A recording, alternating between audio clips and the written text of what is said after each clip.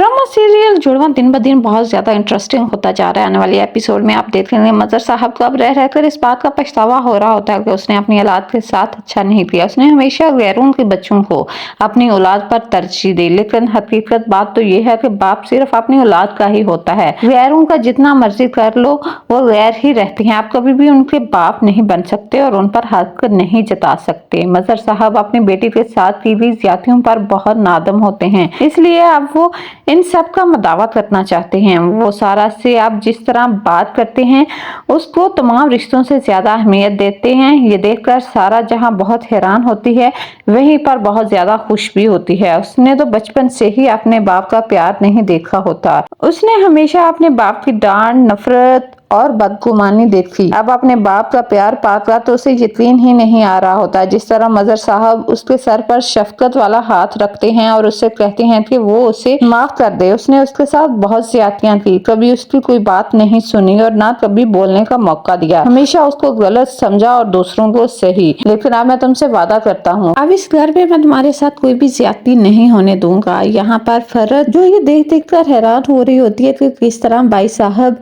अपनी बेटी के सदके वारी जा रहे होते हैं। उससे ये बर्दाश्त नहीं हो रहा। वो हर हाल में इन हालात को बदलना चाहती है और जिस तरह मजर पहले अपनी औलाद से नफरत करता आया है, फरत यही चाहती है कि ये नफरत की आग कभी खत्म ना हो।